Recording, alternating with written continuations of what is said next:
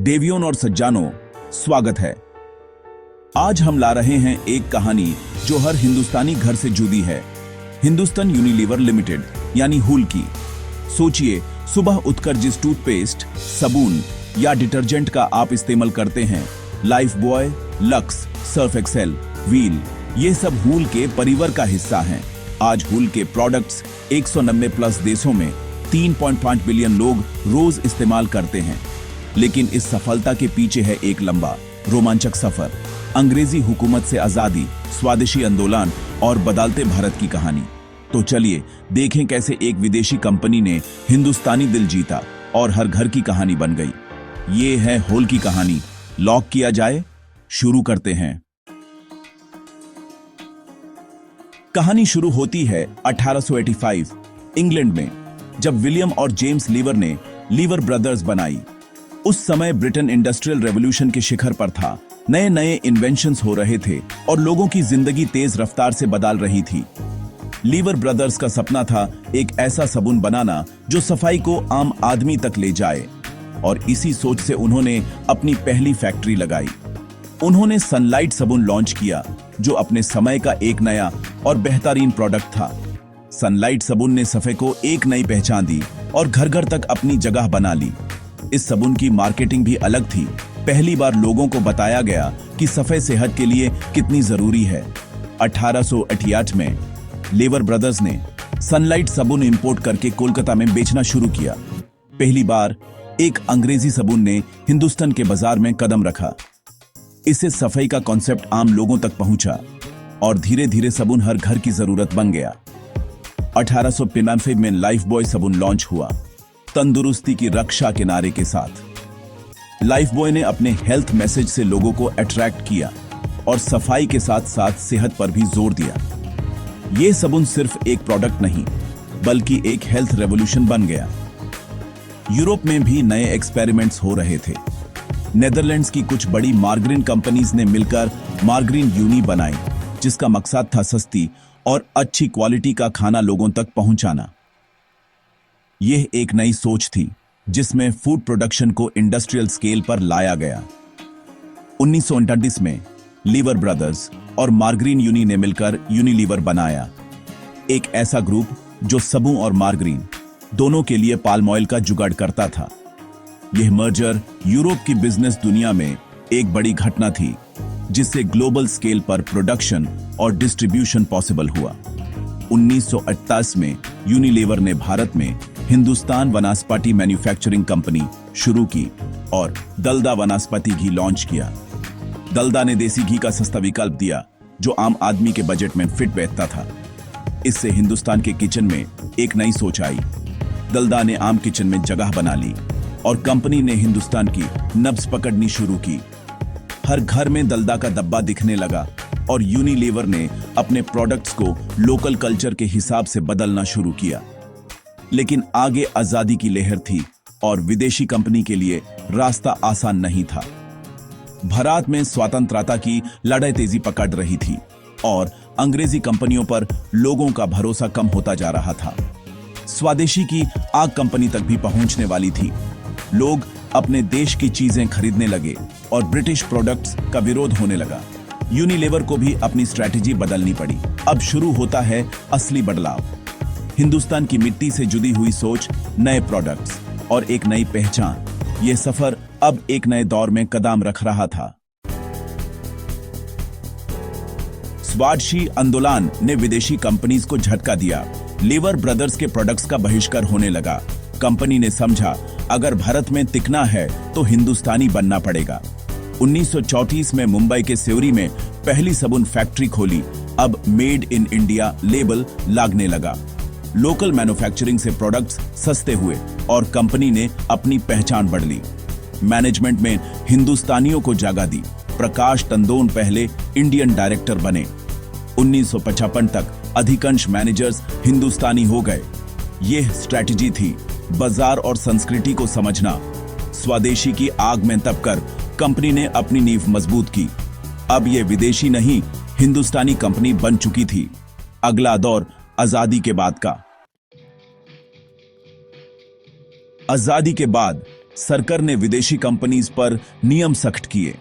Unilever ने 3 companies को मिलाकर 1956 में हिंदुस्तान लेवर लिमिटेड बनाया। नाम में हिंदुस्तान जोड़कर कंपनी ने अपनी भारतीय पहचान को मजबूत किया। HLL ने अपनी 10% इक्विटी आम नागरिकों के लिए खोली। लोग पहली बार कंपनी के मालिक बन सके। इस नए रिश्ते ने विश्वास और गहरा किया। HLL ने रिसर्च पर जोर दिया और नए प्रोडक्ट्स लॉन्च किए। 1969 में सर्फ वॉशिंग पाउडर, 1967 में सनसिल्क शैम्पू। हर नया प्रोडक्ट कंपनी को घर घर ले गया। HLL अब सिर्फ एक कंपनी नहीं, आजाद भारत की तरक्की का हिस्सा थी। यह दौर था इनोवेशन, विश्वास और हिंदुस्तानी सोच का। कंपनी ने अपनी जड़ें और गहरी कर ली। अगला मोड कंपटीशन का। 1991 के बाद जब भारत ने अपने बाजारों के दरवाजे खोले, उदारीकरण ने कंपटीशन को एक नई रफ्तार दी। पहले जहां कुछ ही कंपनीज का राज था, अब हर तरफ नए प्लेयर्स की एंट्री होने लगी। देश की इकोनॉमी में एक नई ऊर्जा आ गई थी और हर ब्रांड अपनी जगह बनाने के लिए तैयार था। P&G के एरियल ने सर्फ को टक्कर दी और निरमा ने सस्ती सेफ्टी से बाजार हिला दिया। यह डिटर्जेंट युद्ध हर घर तक पहुंच गया, जहां हर मां अपने बजट और सेफ्टी के बीच चुनाव कर रही थी। निरमा की कैची जिंगल ने हर किसी की जुबान पर जगह बना ली, जबकि एरियल ने प्रीमियम क्वालिटी का दावा किया। हुल ने आम आदमी के लिए व्हील डिटर्जेंट लॉन्च किया। निरमा को उसी के खेल में मात दी। व्हील ने रूरल और सेमी अर्बन इंडिया में तेजी से अपनी पकड़ बनाई और एक नए प्राइस पॉइंट पर कंपटीशन को और भी तेज कर दिया। एक्विजिशंस भी स्ट्रेटेजी का हिस्सा बने। 1993 में टॉमको, हमाम, किसान और डॉलप्स जैसे ब्रांड्स खुल के हो गए। इन एक्विजिशंस ने हुल को नए सेगमेंट्स में एंट्री दिलाए और कंपनी की पोर्टफोलियो को डिवर्सिफाई किया। ब्यूटी सेगमेंट में भी हुल ने अपनी छप छोड़ी जब लक्मे को अपने परिवार में शामिल किया। लक्मे ने इंडियन विमेन के लिए ब्यूटी का एक नया स्टैंडर्ड सेट किया और HUL को एक और मजबूत पहचान दी। 2 ट्विंस में हॉर्लिक्स और बूस्ट भी HUL का हिस्सा बन गए, जिससे हेल्थ और न्यूट्रिशन सेगमेंट में भी कंपनी ने अपनी मजबूती दिखाई। यह एक्विजिशंस HUL के लिए एक नए ग्रोथ स्टोरी का हिस्सा बन गए। इन सभी एक्विजिशंस ने HUL को एक FMCG पावर हाउस बना दिया, जिसका हर सेगमेंट पर दबदबा था। कंपनी की रीच और इन्फ्लुएंस हर शहर, कस्बे और गांवों तक पहुंच गई।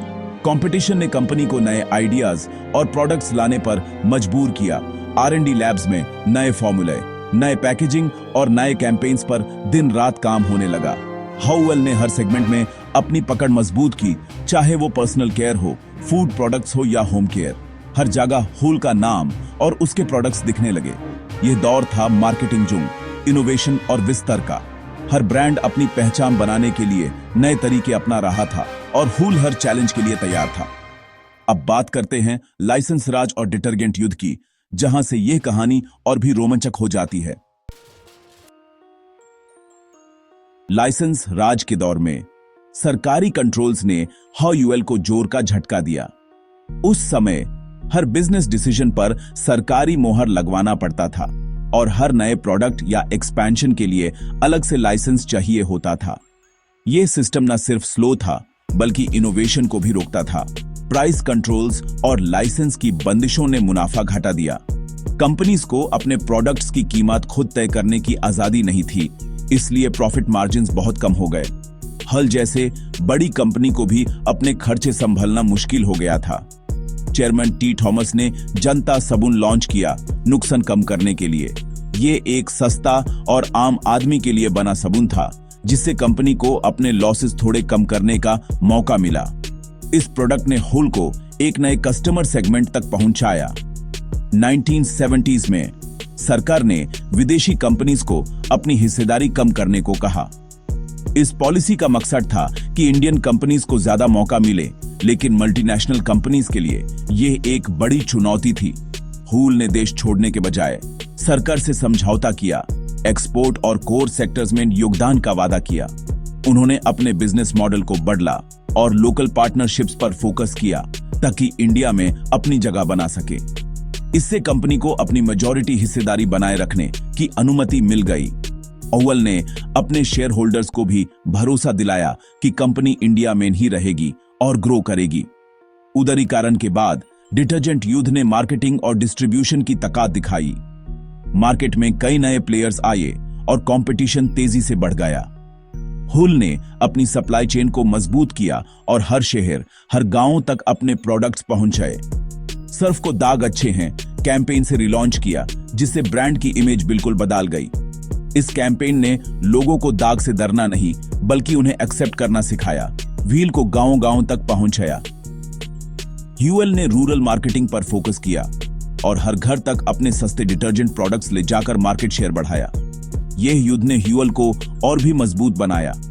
कंपनी ने हर चैलेंज को एक नए मौके की तरह लिया और अपने बिजनेस को डाइवर्सिफाई किया। अब बात करते हैं कुछ विवादों की जो हुल के सफर का एक अलग पहलू दिखाते हैं। हुल के सफर पर कुछ दाग भी लगे। सबसे बड़ा कोडाईकनाल मर्क्यूरी फैक्ट्री का विवाद। 2001 में मर्क्यूरी कचरा जंगलों में फेंका गया, जिससे हेल्थ और एनवायरनमेंट पर बुरा असर पड़ा। प्रोटेस्ट और लंबी लादे के बाद 2016 में कंपनी ने मुआवजा दिया।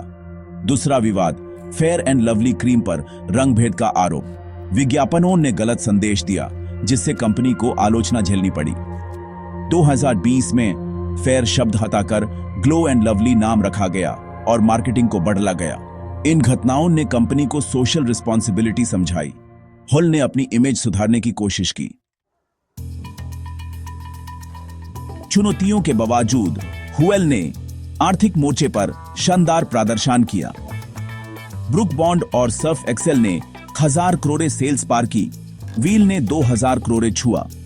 2007 में कंपनी ने अपना नाम हिंदुस्तान लेवर से हिंदुस्तान यूनिलीवर लिमिटेड किया, ग्लोबल सोच का प्रतीक। नए एक्विजिशंस, बड़ा डिस्ट्रीब्यूशन नेटवर्क और प्रोडक्ट इनोवेशन ने हुल को एफएमसीजी गाइंट बनाया। 2023-24 में turnover 70,000 crore, market cap 7 trillion रुपए से ज्यादा। हुल ने लाखों लोगों को रोजगार दिया और समृद्धि के अवसर पैदा किए। कंपनी ने हर सेगमेंट में अपनी छप छोड़ी। ये है आर्थिक सफलता की कहानी। तो ये थी हिंदुस्तान यूनिलीवर की कहानी। ब्रिटेन से भारत के हर घर तक स्वादिशी की आग में तपकर कंपनी ने खुद को हिंदुस्तानी बनाया। लाइसेंस राज, डिटर्जेंट युद्ध और विवादों से गुजारकर हुल ने समय के साथ बदलना सीखा। इसने लाखों को रोजगार दिया, सप्लाई चेन और रिटेल सिस्टम को मजबूत किया और महिलाओं को सशक्त बनाया। कोडाईकनाल जैसे विवादों ने सोशल रिस्पॉन्सिबिलिटी का महत्व समझाया। हुल के प्रोडक्ट्स ने आम जिंदगी, सोच और आकांक्षाओं को प्रभावित किया। बिजनेस स्टूडेंट्स के लिए ये कहानी एक मिसाल है। मार्केट समझो, बदलाव अपनाओ और हमेशा तैयार रहो। इसी प्रेरणा के साथ आज का अध्याय यही समाप्त होता है। शुभ रात्रि।